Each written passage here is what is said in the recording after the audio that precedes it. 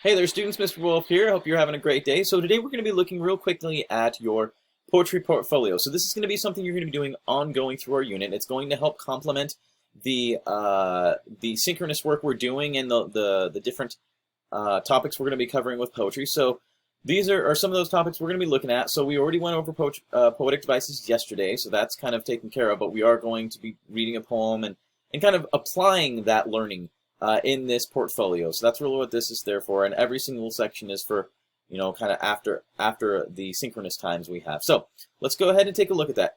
So again, Tuesday, Wednesday, April 20th, 21st, you'll see that there's a date there that helps kind of guide you as this is what you need to be doing during this these 2 days or whatever.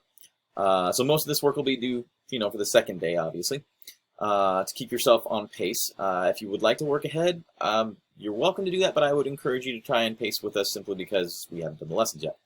So in this one, it says, fill out the poetry term slide assignments in Schoology before completing the assigned work in this portfolio. Make sure, though, you are going back and doing that if you have not done that already. You're going to want that. You can, by the way, add to that as you need to. So from there, you guys are going to be reading a poem called Arithmetic by Carl Sandburg. Now, there's an audio there if you want to listen to the audio. Or you can just read it out yourself. And in this particular case, there's going to be some questions to answer with that.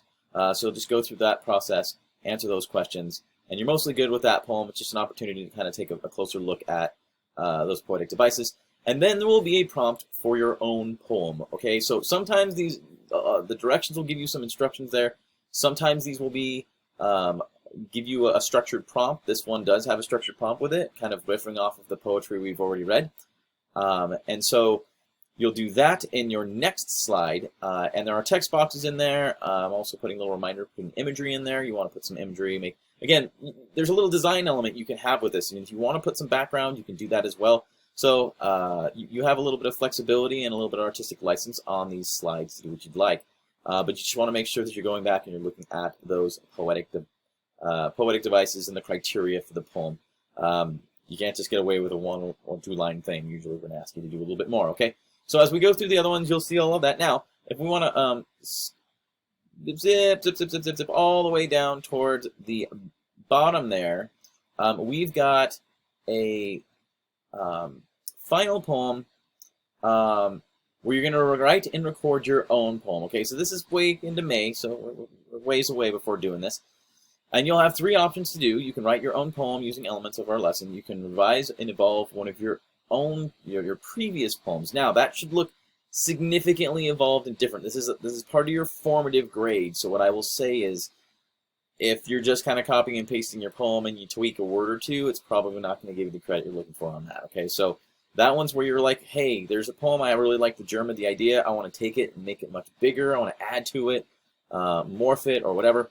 You can do that, but it shouldn't just be a lateral move. It should really be like I'm building it, right? And then, of course, the third one is generate and analyze a poem. So we have a link for that one to a poem generator. It's a Google poem generator based off of certain poets. It kind of helps you make a poem kind of in their style. And then you're going to analyze that poem. Okay, so depending on which one you want, you would click on one of those, and it would take you to each slide, or whichever slide. You only have to do one. Okay, but then you're going to put your poem in here. Now, and it's asking you to annotate that poem, which means you're going to be highlighting based on those highlights there, okay? So finally, it's going to ask you to do some reflection questions on that poem. Just kind of fill everything out there, just kind of to look at your poem and to kind of think metacognitively about the choices you made there and how you drew in those poetic devices into your poem, okay? So, again, this portfolio is something that's ongoing. As a whole, the portfolio is going to be a formative grade before the last day where we're going to do a summative test. So you want to make sure that you are keeping up with this as we go through it, and not falling too behind, but doing this on our asynchronous days. This is kind of what you're going to be working on your asynchronous days. And of course, if you have any questions, please make sure that you are asking, and I will do my best to assist you. Thanks for listening. I will see you guys soon. Bye.